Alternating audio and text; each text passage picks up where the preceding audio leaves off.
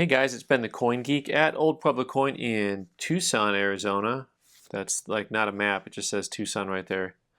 Where we have a brick and mortar shop and we have fun showing off coins and talking about history. And I'm really excited, jazzed even, to talk about a few of my favorite things here, which are these US Filipino coins. And so for a lot of you who are unaware, the US and the Philippines have a long history. But did you know that you have coins that actually say United States of America on one side and then Philippines on the other? Really a very popular area of collecting, and the coins I'm going to show you today are kind of high end, but also just hopefully if you get interested in this type of stuff, it's a very collectible area that's not expensive to get into in general terms.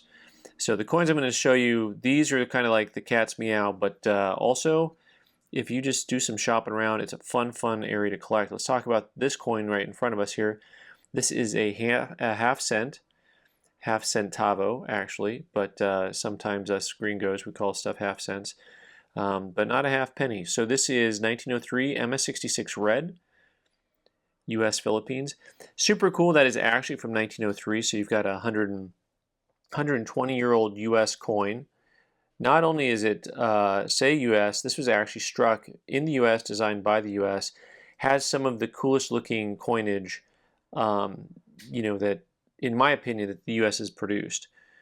MS66 red. This guy is population of 21 with only 4 nicer. This is $1,250 on that guy. So starting with a big boom on that guy. What's fun, of course, anytime you're collecting is to get into some of the different areas and finding books. There is an entire series of books, these little black pamphlets on different topics. This one, United States Territorial Coinage for the Philippine Islands by Neil Schaefer. That is not the gentleman who played the orchestra on late night TV shows. Really Big Shoe, that would be Paul Schaefer. But Whitman published a bunch of these little albums. They're really cool. They have fun histories in them, and they have a lot of information about.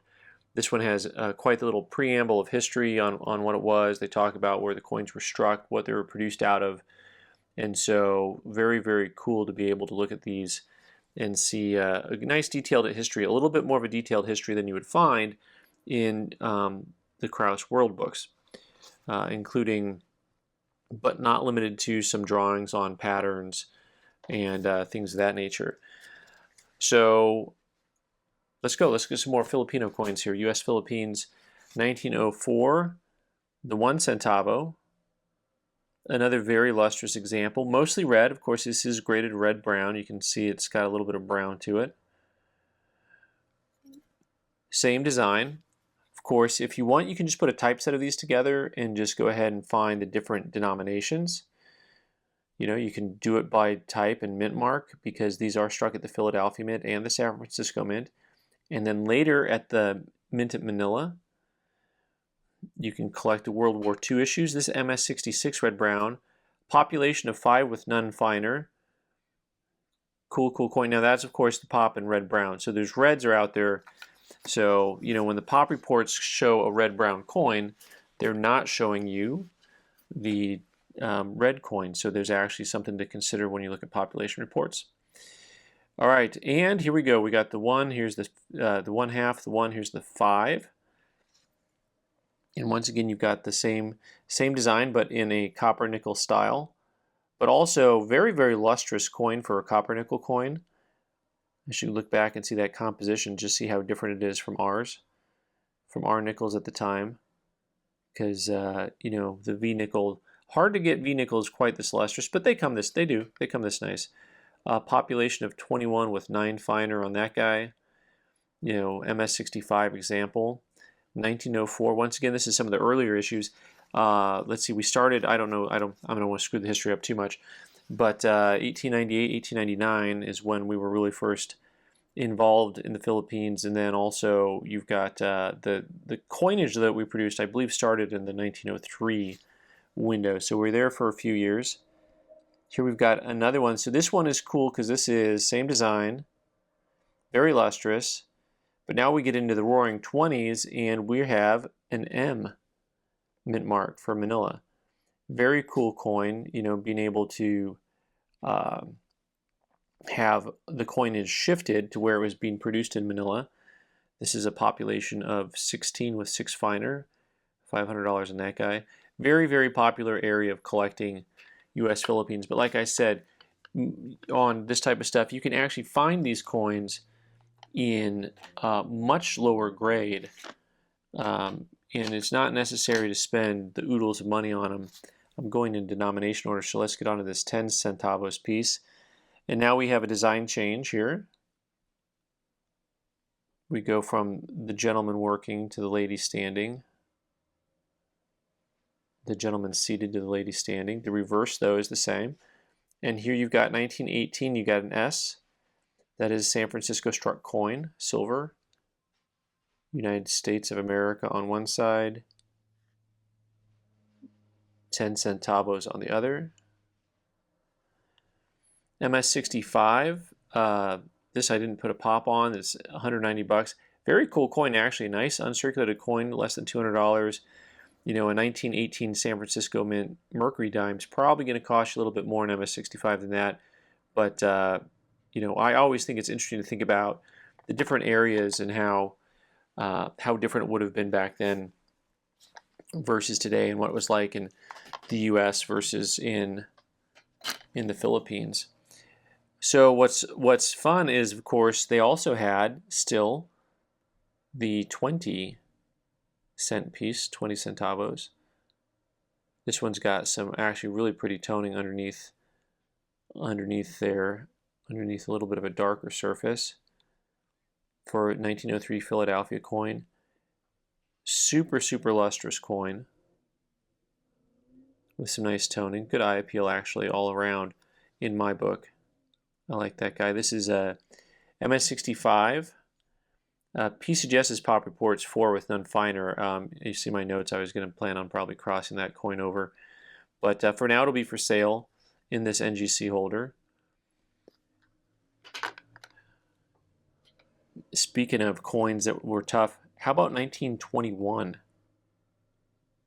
What was going on? 1921, one of the hardest years for U.S. coins. And here you can have yourself a nice 1921 United States of America 20 cent piece.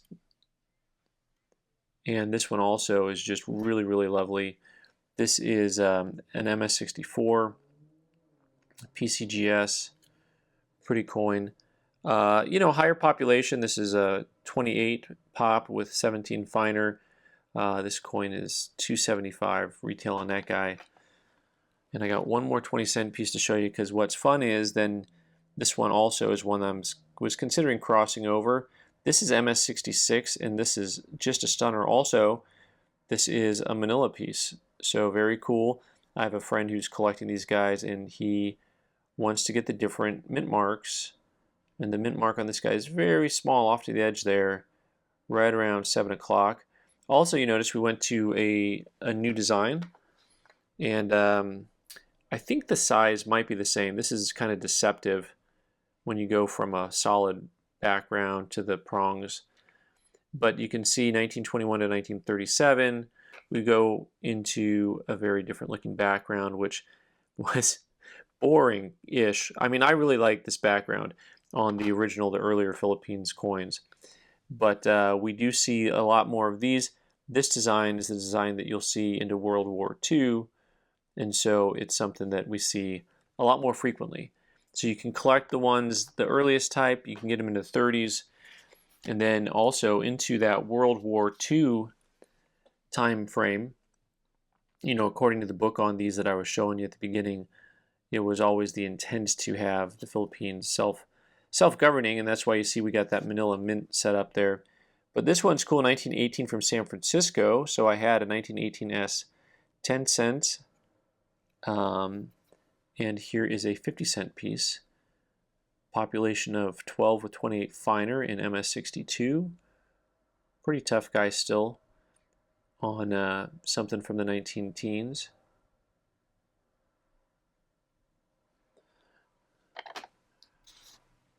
And then here we go again with 1921. This guy is really attractive. Now he's only graded 62. And I think it's probably because he's got a little bit heavier contact mark here to the left field. But overall, very attractive coin. A little bit weaker strike. You'll notice that the strikes are not always consistent. Like on most coins, you get some variation. On some of those, that shield is super strong, and then on others, it's a little bit weaker. So, very cool coin there. And we've got a few more things to show you. We're going to move all the way up to the peso. Now, these guys get really tough in uncirculated grades, especially higher grades. This is a 1909 from San Francisco. That's right, they weren't just striking cents that year. They were striking pesos, Filipino pesos. 1909S. Really cool looking coin. Has this kind of just, I think of the humidity in the Philippines, just this like mottled toning to it. 1 peso. And same thing with the volcano in the background. MS64. This is a coin that's just been based off of auction results as much as anything. Population of 14 with 7 finer. This guy is $4,500, so that's a big spender. But we get back to the fun coins. You know, this design here was used, like I said, into the 40s, into the World War II era. Most of these coins, you know, coin dealers get these in and they will be raw, and they won't be much money. They'll be 10, 20, 30 bucks. In some of the smaller denominations are going to be even less. And some of these are only priced expensive because of the overall grade.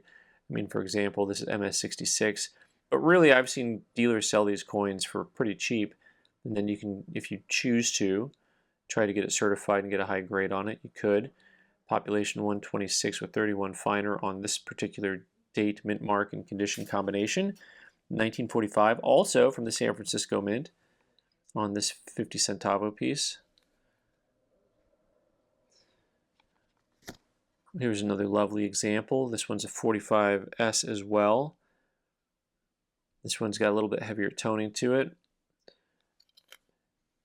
but actually some pretty nice color spectrum on that. Reminds me a little bit of one of my favorite coins that I sold, one of my only coins I regret selling, which I'm going to show you in just a minute what the design was. The style was, the color was not this color palette. It was just super, super colorful though. And one of the few coins I regret selling. One of the only coins really. This is a 66 plus, population of 6 with 25 finer. So you can see what that does just from one grade up as far as the population goes. And this one's 395 on that guy. And speaking about chasing population reports, here's another little guy that is toned over, but a really super high grade on a common coin. They put the tone side up on this little 10 centavo piece. And this side just looks great. So this is a population of 20 with 4 finer, MS67, 1945. This is the Denver Mint on that guy. So even Denver got into the action. This is $500 on that guy. My favorite coin that I ever sold that I never can get back again was actually one of these MacArthur pesos. So you can collect the early stuff, you can collect the World War II stuff, you can do a mint set if you want to. They made a commemorative issue here, this 1 peso. They also made a 50 centavo piece with the exact same design, just a different size. These coins all, in my opinion, come pretty attractive. This one is an Annex MS65, 150 bucks on that guy. But the one that I had just target toning with rose colors, all kinds of stuff. There's, see all that dye polish in there coming right across in front of the face. Interesting coins always because, you know, they're super lustrous, and the lettering, a lot of it was very undefined. I mean, just really light, the way that MacArthur's name is on there. And then I've got 2 more. This one has a little bit of a gentle tone to it, but you can see how the tone is very similar on a lot of these coins that have toning. Just to do probably with the combination of the humidity and the production style and, you know, all that stuff. but these coins are super lustrous. This is an MS66. There's that kind of lighter, less sharp looking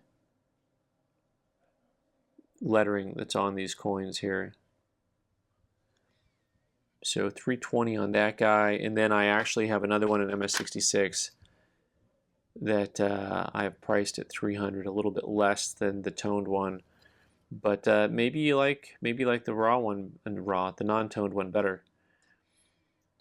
But kind of a fun area to collect, and as always, you don't need to find a specialty book. You can just get one of the giant Kraus books on world coins and flip through that to start enjoying collecting world coins. There's just a whole wide variety of ways to collect this stuff, and you can just buy one coin that you like from every country. It's all good. Do it how you want to, man. All right, thanks so much for watching. I'm Ben the Coin Geek. You can subscribe by clicking on the owl button in the corner and watch more videos on the right side of the screen. Thanks.